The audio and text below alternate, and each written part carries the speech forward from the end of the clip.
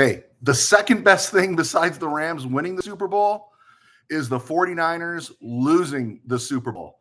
I'm Joe Terosian, and this is RamView.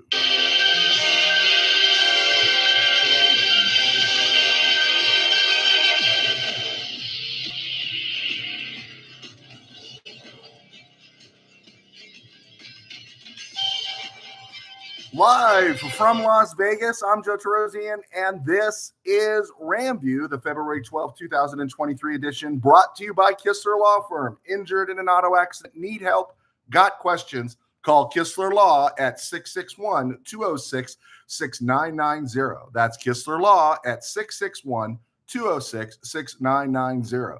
And check out KistlerLawFirm.com. That's KistlerLawFirm.com, one word. Kistler Law, they've been fighting for you since 92. And by Temple City Auto Repair, having some auto issues, get yourself some John and Henry at TempleCityAutoRepair.com. And of course, by Granite Ridge Christian Camp, a place where your life can change. Yes, I told you on Friday the environs would be looking a little bit different this morning. And I am in Las Vegas. I was actually dragged out here. I talked about this a little bit last week about where you watch the game and who you watch it with, because I generally will not go to a Super Bowl party or anything. And I definitely won't watch a Ram Super Bowl with Riff Raff or anybody else unless they're serious fans.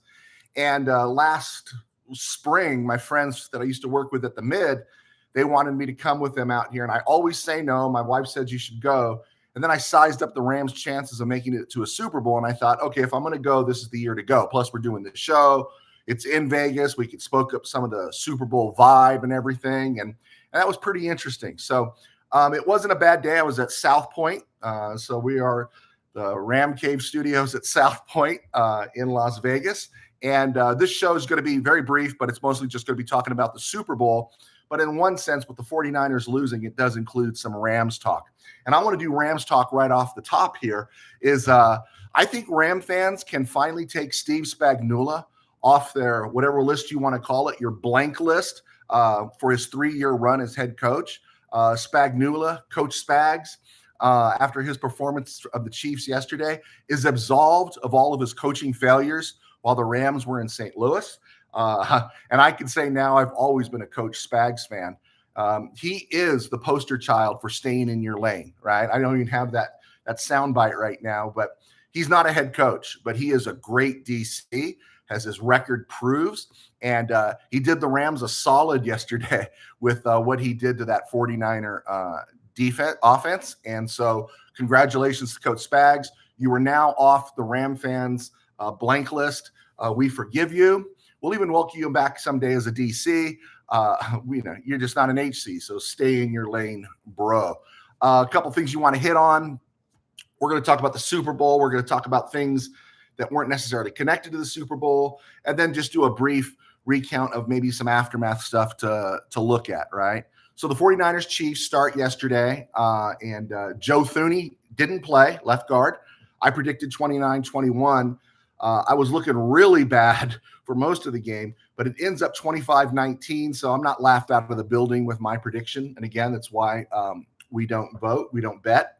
But watching the game, I was really stunned watching some of these other folks that talk about football for a living and stuff that no one brought this up. And we're sitting there, we're watching it. And I posted this online last night is after everything that took place in that game last night, it boiled down to really a game of chicken between head coaches. And, Andy Reid wasn't going to call a timeout in that last minute of overtime. And Kyle Shanahan should have called timeout to set his defense. But I think he was playing and thinking clock as opposed to, and maybe salivating at counting down that he was like 6 seconds away, 3 seconds away from winning the Super Bowl. Instead, he was playing downs. The Chiefs had a fresh set of downs there, but there wasn't enough time. And so he needed to play the downs and force them because they only were able to run one more play. And the Chiefs just kept letting that clock run from 40 seconds, right?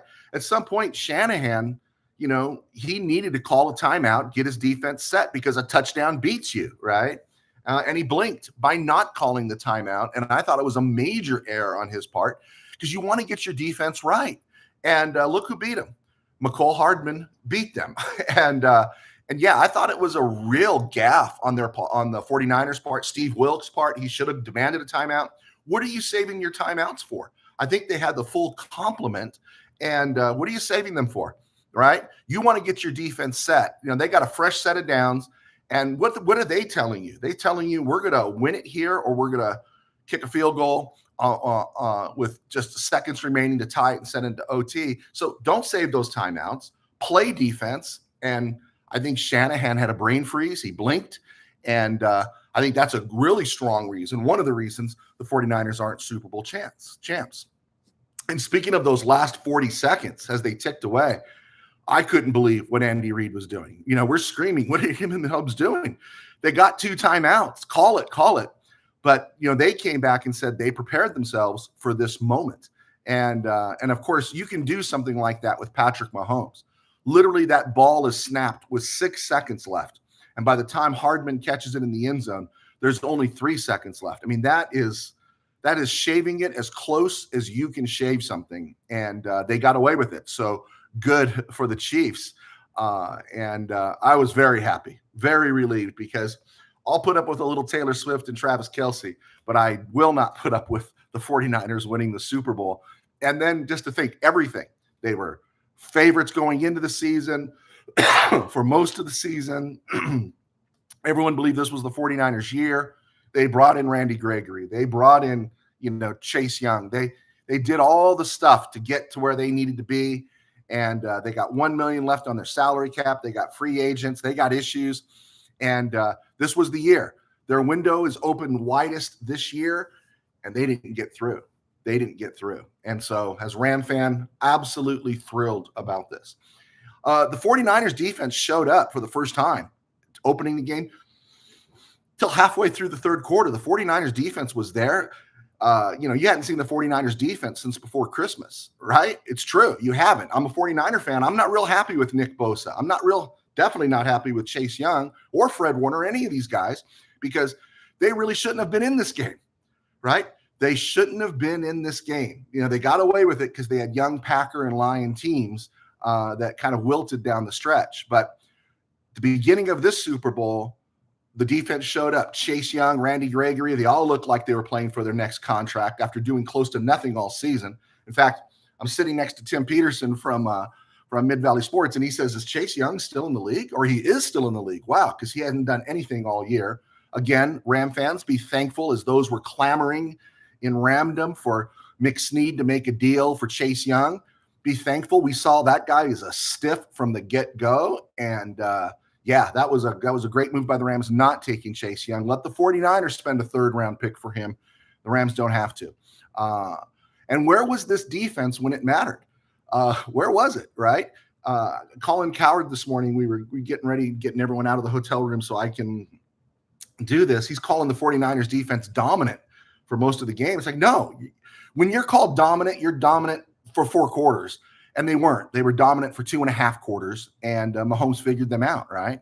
And Mahomes did struggle early. That was the other thing. Mahomes did struggle early because there was no one to get the ball to outside of Kelce. Those receivers, man, those receivers on that roster are mostly, with the exception of Rice, are maybe number 3s on any roster, right? With the exception of Rice. We don't even know if Rice is a number 1. He's at least a number 2. And then there's Kelce. But finally, with about 8 minutes to play, Mahomes had his Jobu moment, right? And Dwayne Barker from Mid-Valley Sports mentioned it himself. He said he just finally to say, blank you, Jobu, I'm going to do it myself. And that's when Mahomes took over with about 8 minutes to play in the game. And he was Mahomes, right? He was Mahomes. And here was the other aspect about this Super Bowl. The Chiefs gave the 49ers every opportunity to blow the game open. He throws the pick at the start of the third quarter. They don't score on it, but they do pin the Chiefs down inside their 2 at the 1 on their next possession, and the Chiefs are forced to punt away again. And again, the 49ers missed that opportunity. The greatest running back in the history of the planet, so I'm told, Christian McCaffrey, fumbled on the opening drive, and the Chiefs offense could do nothing for 2.5 quarters. And the Chiefs, the 49ers just let them off the hook. They let them off the hook. They couldn't capitalize on anything. And you had to know as you're watching this game, and I'm thinking of 49er fans, there had to be this sick feeling that 10-0's not enough. 10-3 is not enough, right? It was a one possession game for literally the entire game, and it's just not enough. And it really lined up with what we talked about last week and what we've been talking about for 2 weeks is, against Green Bay and Detroit, you had the advantage of a more experienced team, a more experienced coach, and you were at home. But this time around, they were facing a superior quarterback and a superior head coach in Andy Reid that wouldn't let the 49ers off the hook, and they weren't, right? And there's this way of we call it in ministry when someone's trying to prove a point they really can't prove, they kind of cobble together some scriptures that are out of context and everything. It's called scriptural gymnastics or biblical gymnastics.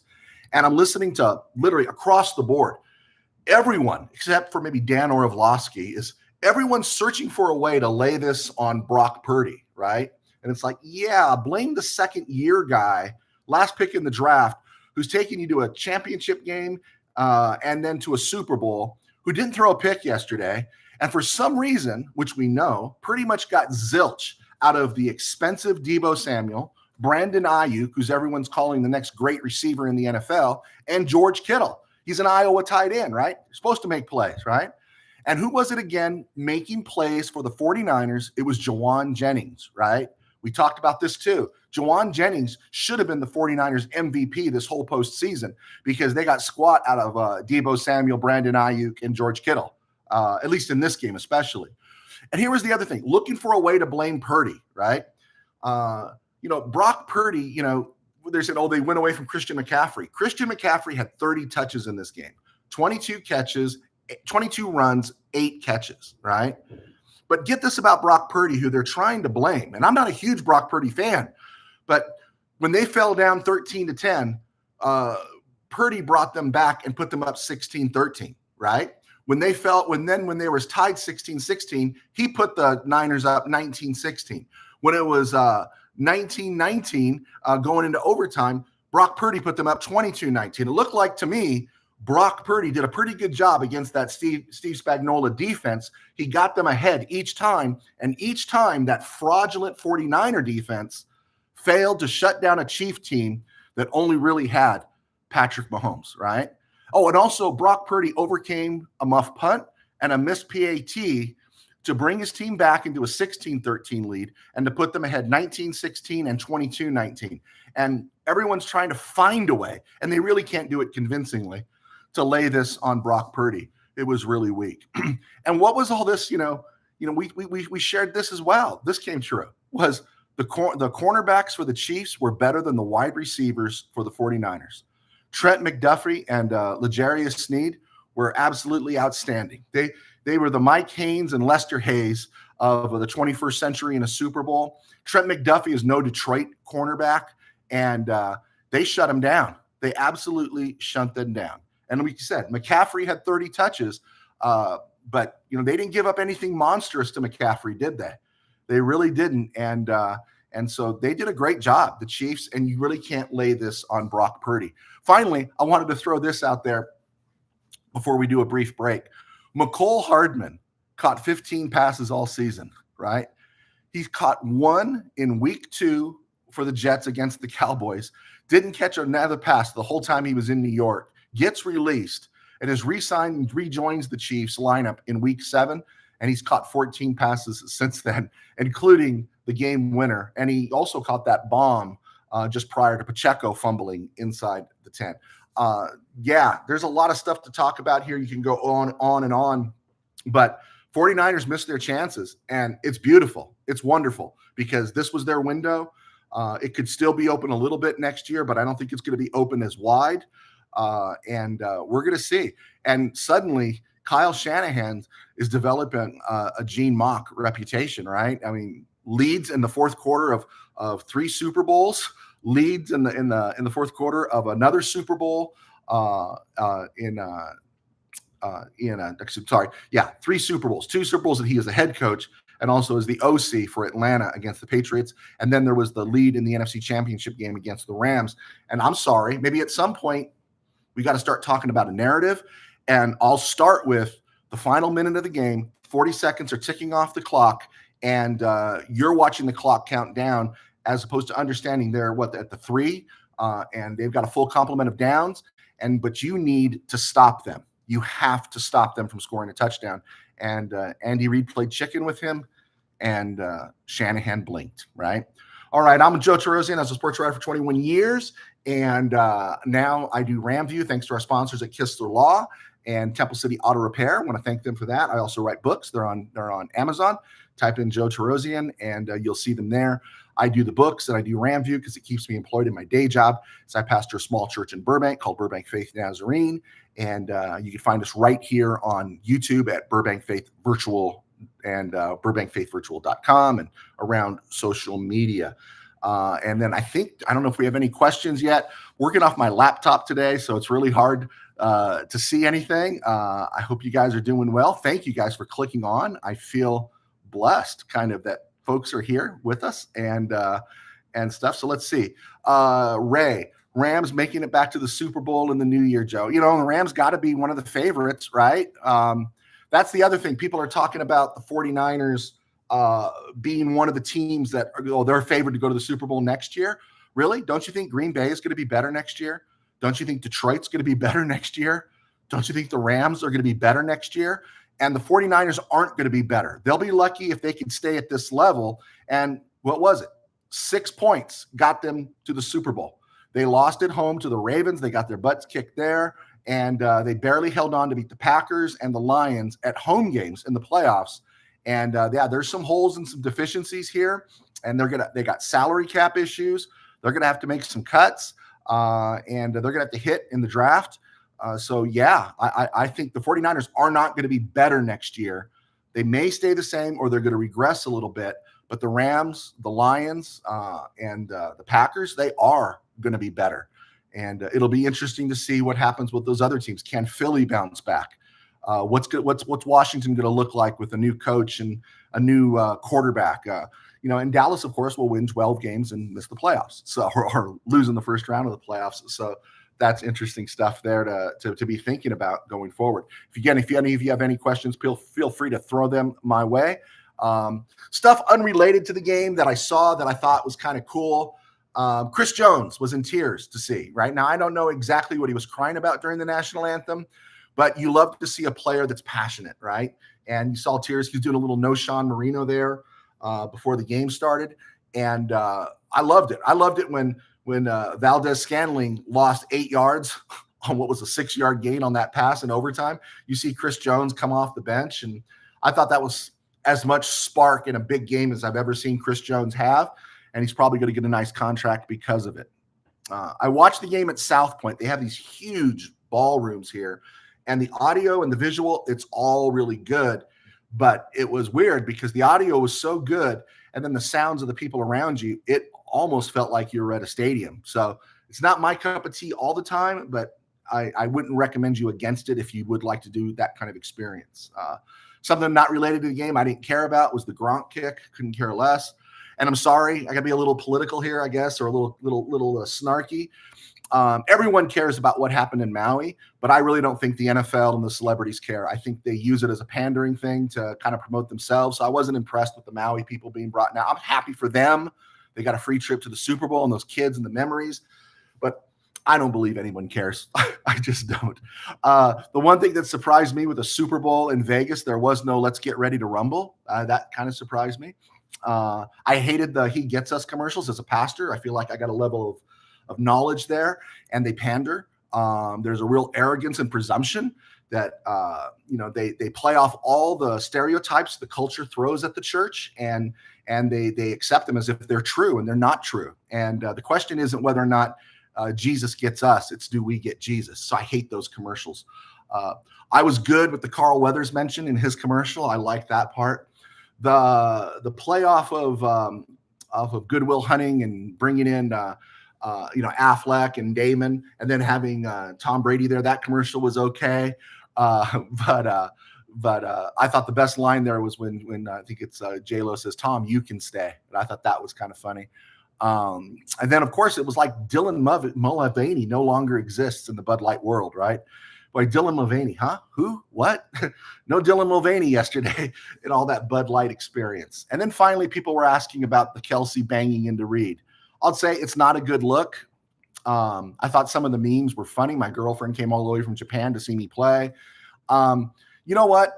I understand heat of battle and everything, but there's still times you can act like a moron. And you know, a veteran of that length, as long as Kelsey's been in the league, he needs to do better. Now, you know, him and Reed got a relationship. It's one thing to be talking and everything, but to be so out of control, you nearly knock over your mid 60-year-old coach, 66-year-old coach.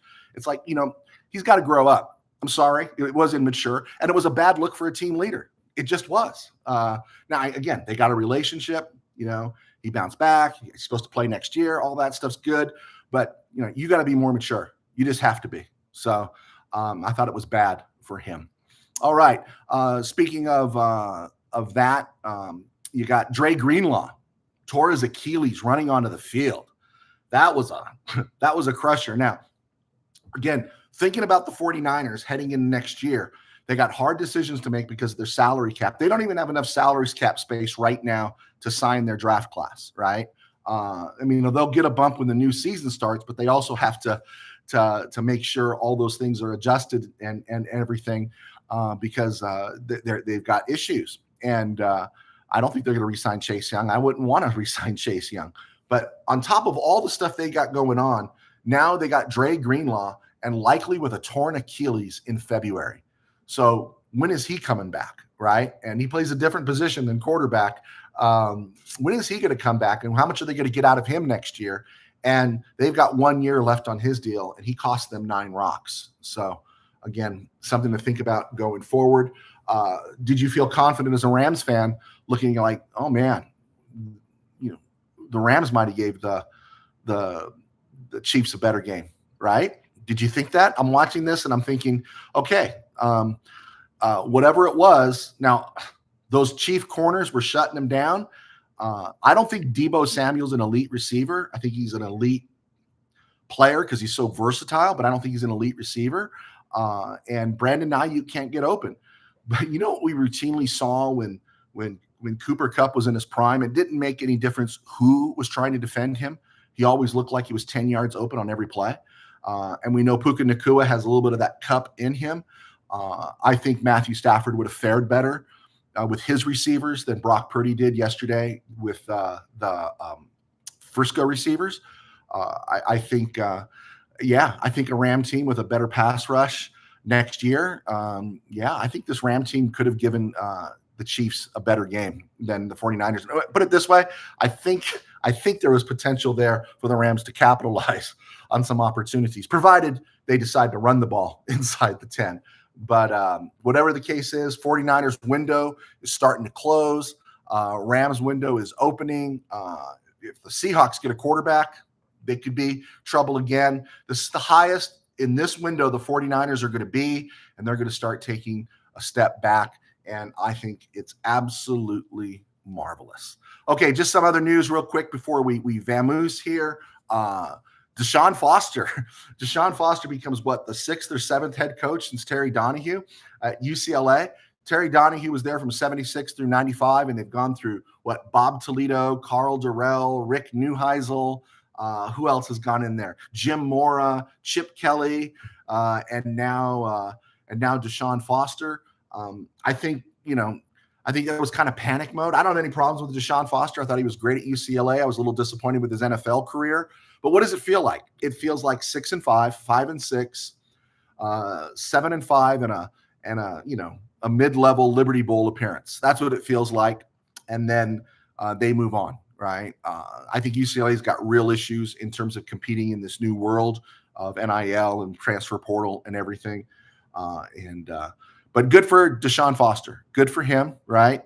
And, I think everyone knew how the wind was blowing with Chip Kelly. So he took the job with the Raiders, and UCLA enticed him back because, they're in the recruiting window. they're heading to the Big Ten, and they're losing everybody left and right at UCLA. So a good move for them to a degree. We'll see how Deshaun Foster works out. Again, new NFL season starts March 13th. That's when everyone has to be under the salary cap, and the new salary cap kicks into play.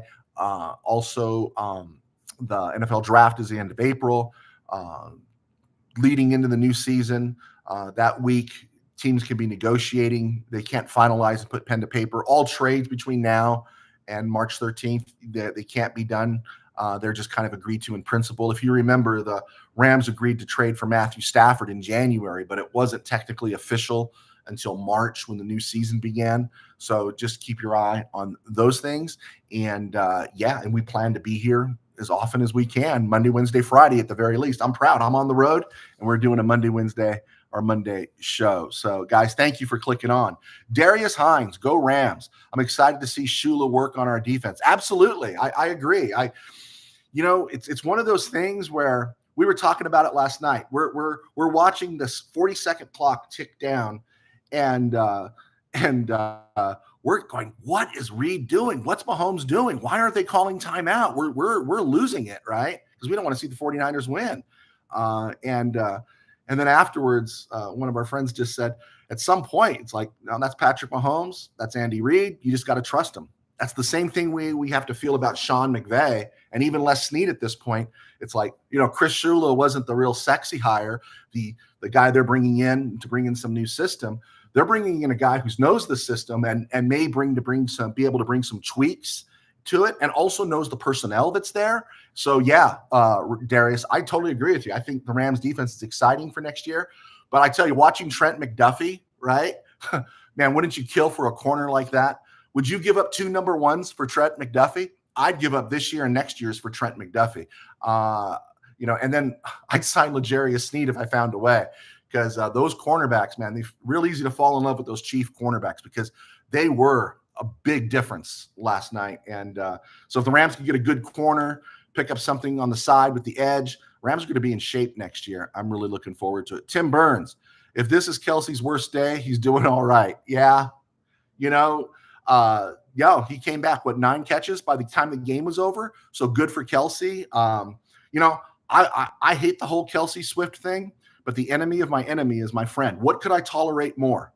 Seeing Travis Kelce and Taylor Swift do their thing and seeing, there was 11 camera cuts. I didn't work this in. There were 11 camera cuts I kept track of to Taylor Swift during the course of the game. 11 camera cuts. And I saw one go exclusively on Brittany Mahomes.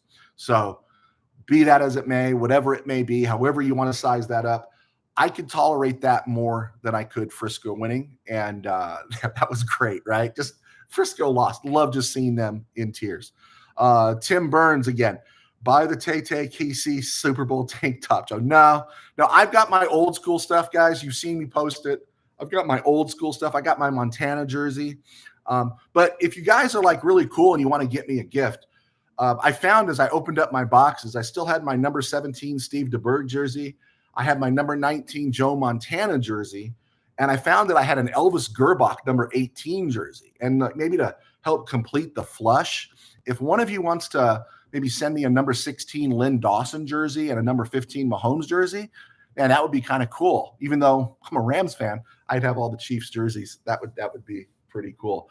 All right. I think we've hit close to the 30-minute mark. I didn't know I'd be here this long. But guys, thank you. I know the background's different, but South Point is a decent hotel. It's off the strip. Went to Silverado's for a steak. It was really good. So I'm hitting Gordon Ramsay tonight. And by Wednesday, we'll be back in the familiar confines of the Ram Cave in the home of the Camellias. So, all right, guys, if you don't have another question, I'll stick around for a minute. If you guys have a question, we're not going to be able to post this on Spotify today. We'll get the stuff downloaded and probably get it all loaded up on Wednesday on Spotify. But if you haven't, please like and subscribe and leave likes and comments and everything. And that just helps us stay in the algorithm. Boom, there we go. Tim Burns, have fun looking for A's fans. Yeah. It was interesting being here with the whole Super Bowl atmosphere. I've never done that. Even when the Super Bowl was at SoFi or in the Rose Bowl when I was younger, and I never went to the Coliseum I wasn't there for the Super Bowl 7, but there is this buzz. The city gets all excited. I got up at about 4 this morning, and I got a view of the freeway heading out of town.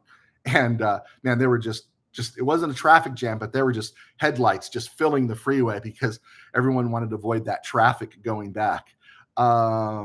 Darius Hines, who do you think we acquire to help our pass rush realistically? I think we're all in agreement. I think so. And I'll take whatever you say, Darius, too, into account. But I think we're in agreement that just because you draft an edge rusher in the first round or even first 2 rounds, there's no guarantee he's going to deliver. Remember, Will McDonald was high on the list. Nolan Smith was high on the list. And we were salivating. We wanted any kind of a guy, right? And then you saw Will Anderson wrongly with 7 sacks as an edge player for the Houston Texans get Defensive Player of the Year. And I wouldn't trade Kobe Durant for him, right? He did all of his work on the interior. And we got Byron Young, who finished with 8 sacks. It was with 8 sacks Byron Young finished with in the 3rd round. So I don't know if it's found in the draft. I really don't. So I'm looking what's out there in free agency. And of course, I like Josh Allen, not the quarterback, but I like Josh Allen, the quarterback, but the edge guy from Jacksonville. And I'd be curious to know what Ram fans think. What would Ram fans think if they dealt their number 1 for Josh Allen and paid him the dough? I think somewhere, I got to believe the edge guy is going to come in free agency.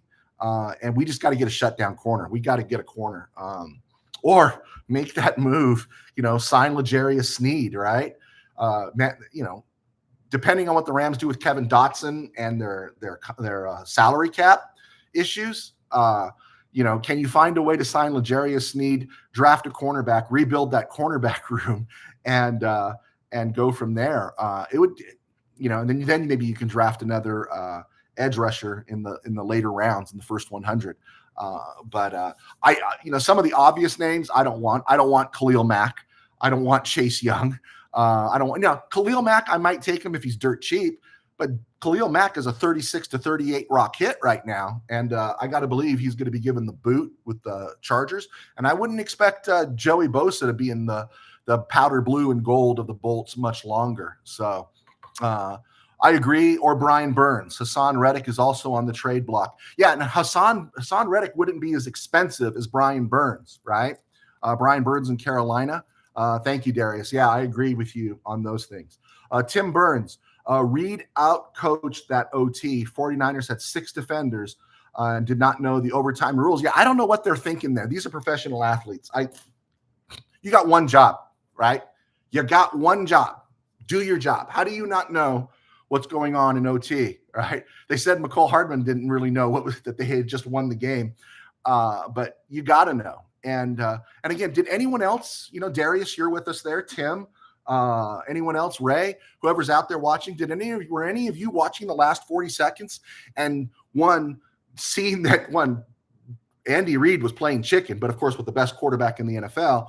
But were any of you surprised? It's like, hey, Shanahan, burn one of those timeouts, get your defense set, because if they score a touchdown, they win. You got to get them in the field goal mode. And as the clock kept running down, I think when it got to the 10-second mark, I would have taken a timeout and then, okay, I got to defend them on one play, and then they're going to kick the field goal, and we'll go into a second overtime. Now, that could have been really tough because I don't think the 49ers had a choice, but those guys were toasted at the end. Now, those guys were all beat up. Thank you. Yeah, Tim Burns, thank you for agreeing with me. Time management 101. Yeah, but everyone on that 49er team, if I'm Fred Warner, I'm calling a timeout. I'm the number 1 linebacker in the NFL and no one's set. We don't know what they're doing. They're not, we're panicking. I'm calling timeout. I'm Steve Wilkes. I'm the DC who's interviewing for head coaching jobs. I'm calling timeout. If I'm Kyle Shanahan, supposedly the most creative, greatest coach in the NFL, people rate him ahead of McVay. I'm calling timeout. And it was crickets. They didn't do it. Darius Hines, the stage was too big for Kyle.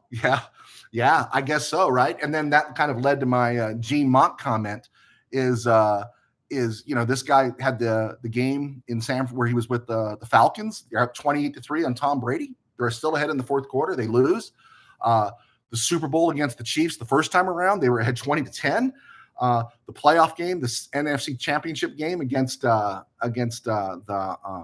Rams, and then yesterday. There's a narrative building around Kyle Shanahan here, and the deflection to try to lay that on Brock Purdy.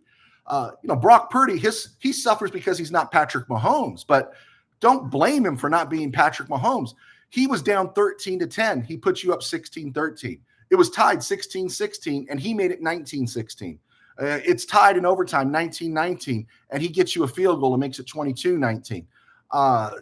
It's like, come on. That was Chris Jones that was barreling in on him in OT, and he had to get rid of that ball on third down.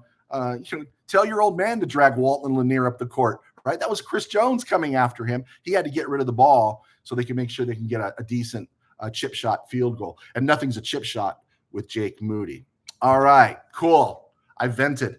Guys, thank you so much. Again, if you join us for the first time or you haven't subscribed, please subscribe.